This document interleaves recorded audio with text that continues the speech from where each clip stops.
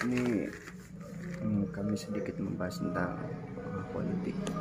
Politik sendiri adalah sesuatu yang fenomena yang sulit dipisahkan dari masyarakat. Ya, seperti kita tahu, masyarakat sendiri adalah makhluk sosial, makhluk yang sangat membutuhkan terhadap orang lain, terhadap bantuan orang lain. Selain itu, manusia juga dalam perkembangannya adalah makhluk yang dinamis dan makhluk yang berkembang. Hal ini menunjukkan bahwa manusia membutuhkan politik untuk hidup berdampingan dengan satu sama lain, karena masyarakat sendiri, manusia sendiri terikat dalam suatu norma atau aturan yang ada dalam lingkungan dia hidup. Sepertinya bila mendengar kata politik, maka hal pertama yang terbesit dalam pikiran setiap orang mungkin pemilu, partai, atau berebut kekuasaan. Ya, hal itu memang tidak bisa dipisahkan memang dari nama politik sendiri. Namun bila dilihat, politik bukan hanya seni untuk mendapat kekuasaan, tapi bagaimana cara untuk kita hidup berdampingan, hidup bersama orang-orang, untuk mengikuti peraturan atau norma yang telah ditetapkan dalam lingkungan hidup. Keluar dari itu, politik yang ada di Indonesia, pembahasan politik seperti rantai yang tidak ada ujungnya. Selalu ada pemberitaan tentang politik, entah itu negatif atau positif. Ya, Tor Indonesia negara demokrasi mungkin. Di tahun ini, tahun 2022, banyak isu-isu politik yang mencuat. Salah satunya kemarin 2024 pemilu. Ya, kita 2 tahun lagi Indonesia akan menggelar pagelaran demokrasi terbesar yang ada di Indonesia, yakni pemilu. Ya, di mana masa jabatan presiden yang sekarang 2 tahun lagi akan selesai. Sudah waktunya untuk berganti kepemimpinan. Entah itu siapa yang akan menjadi penerus estafet kepemimpinan. Namun yang agak menggelitik, yang lucu sebenarnya, ada beberapa golongan yang ingin 2024 pemilu ini ditunda. Ya, disampaikan dari orang tersebut, mereka menganggap bahwa kepemimpinan presiden sekarang itu baik dan harus diteruskan. Ada yang menganggap bahwa ekonomi masih belum pulih karena terpaan pandemi COVID. Namun hal-hal itu sudah ditepis, namun hal itu sudah ditepis oleh presiden, bahwa presiden akan tetap pada konstitusi yang ada, yakni perhelatan politik, perhelatan demokrasi akan terus berjalan 5 tahun sekali. Ya, meskipun beberapa bulan kemarin ada demo, yang ada demonstran yang ada aksi besar untuk menolak hal itu. Namun keluar dari hal itu bahwa adanya pagelaran politik demokrasi ini, yakni pemilu, ini membuat banyak partai politik sudah memulai sini 2 tahun lagi, agak lama sih. Namun di sini partai politik sudah mulai mencanangkan beberapa calon dari partainya atau kandidat untuk dicalonkan. Ya, kita tahu banyak dari beberapa partai yang sudah siap-siap, ini calon saya, ini calon presiden, calon wakil presiden yang saya usung. Ini juga bisa dilihat dari beberapa partai yang sudah membuat koalisi, membuat kerjasama untuk mengusung pemimpin yang mereka anggap mumpuni untuk melanjutkan estafet kepemimpinan yang ada di Indonesia. Ya, ini juga bisa kita lihat dari di pinggiran jalan kota, jalan desa sudah mulai banyak baliho-baliho. Ya, hal itu bisa lihat dari di pinggiran jalan sudah banyak baliho yang bergentayangan, yang sudah banyak berkeliaran dengan foto-foto calon dan wakil calon presiden yang partai-partai politik usung dengan jargon dan visi misi mereka usung. Hal ini memang suatu fenomena yang lumrah terjadi.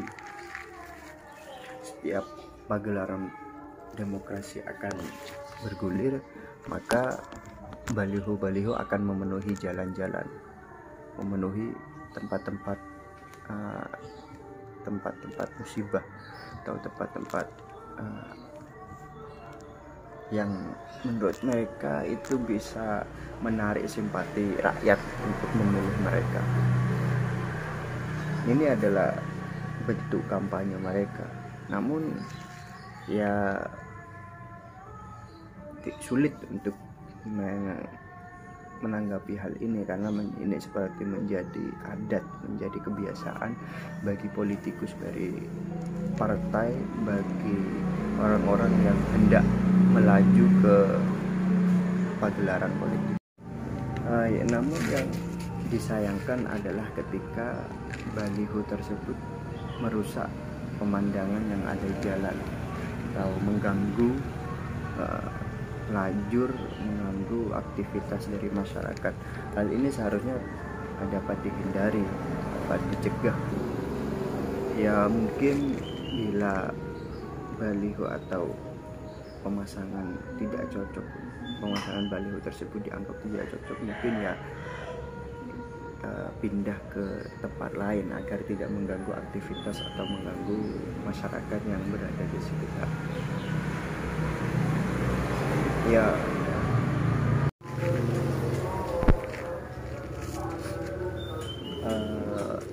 Ya, tentang pandangan kami tentang politik di Indonesia, ya seperti kita tahu di Indonesia sendiri politik itu identik dengan yang namanya identitas.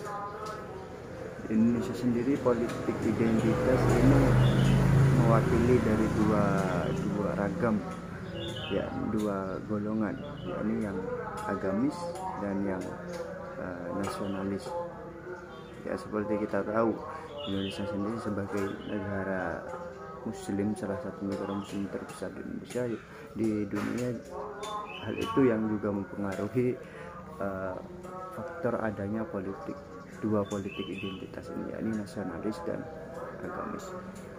Seperti kita bisa lihat dalam beberapa kasus, dalam beberapa peristiwa politik yang ada di Indonesia, mesti ada sangkut pautnya dengan yang namanya agama. Entah itu kasus sebagai kendaraan dalam tanda kutip, sebagai cara untuk menarik simpati. Ya sudah banyak beredar di Indonesia sendiri ketika mendekati pemilu atau pagelaran politik demokrasi di Indonesia, banyak dari calon-calon yang mulai mengunjungi pesantren, lembaga pendidikan, tokoh agama, atau yang dianggap mempunyai power bagi rakyat sekitar atau bagi orang-orang sekitar. Dan juga banyak dari mereka yang memakai atribut atribut keagamaan pastinya. Ya kita lihat ntar lagi 2024 pagelaran demokrasi terbesar di Indonesia akan dimulai. Toh banyak nanti orang-orang penjual peci, penjual kerudung akan diserbu oleh para calon. Ya, itu hanya sedikit pandangan kami. Ya memang hal ini sulit dilepas, sulit dipisahkan dari yang namanya politik identitas yang ada di Indonesia. Ya kembali lagi karena faktor yang melatar belakangi hal itu, karena ya Indonesia adalah salah satu negara muslim terbesar yang ada di dunia. Ketika nasionalis dan agamis ini dibenturkan, maka menjadi PR bagi pemerintah bagaimana menyelaraskan dua hubungan ini sekiranya tidak terjadi konflik yang besar, karena hal itu akan berdampak pada kestabilisan negara, pastinya kemakmuran negara akan ya dengan banyak konflik dari yang agamis, dari yang nasionalis. Ketika beda pendapat, hal ini cenderung akan membuat sesuatu yang dalam tanda kutip gaduh pastinya. Ya mungkin ya seperti yang kemarin yang terjadi di Indonesia kan. Sampai sekarang juga karena kubu A sama suku B tetap berseteru. Ya mungkin itu sedikit pandangan kami. Mungkin saja pandangan kami ini salah, cuma karena ya hanya pandangan saja. Politik di Indonesia juga tidak bisa diremehkan, tidak bisa dianggap hanya seperti itu, karena politik di Indonesia yang membantu adanya demokrasi yang ada di Indonesia, demokrasi yang untuk menjalankan demokrasi yang ada di Indonesia, bagaimana setiap warga negara mempunyai hak, setiap warga negara mempunyai hak yang sama di mata negara dalam berpendapat, dalam bersuara, dalam menyampaikan kritik, itu semua sudah dilindungi oleh negara.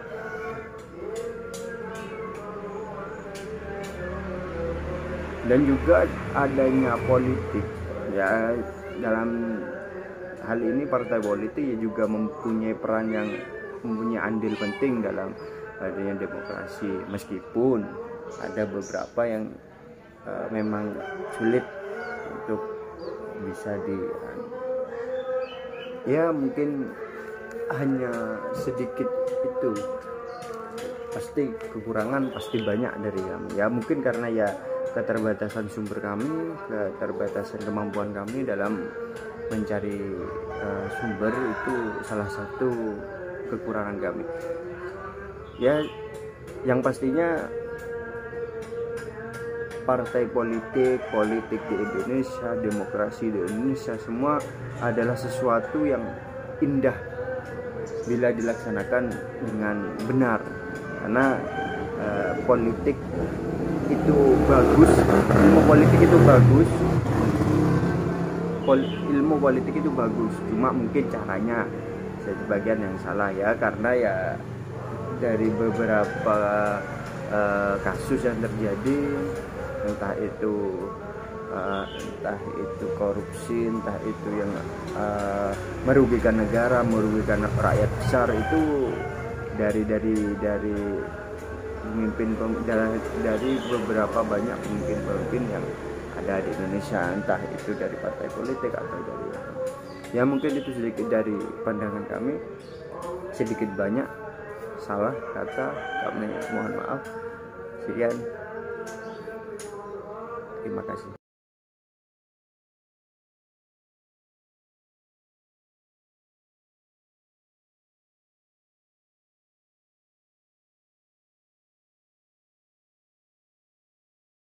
Setan-setan politik yang datang mencekik Walau di masa paceklik tetap mencekik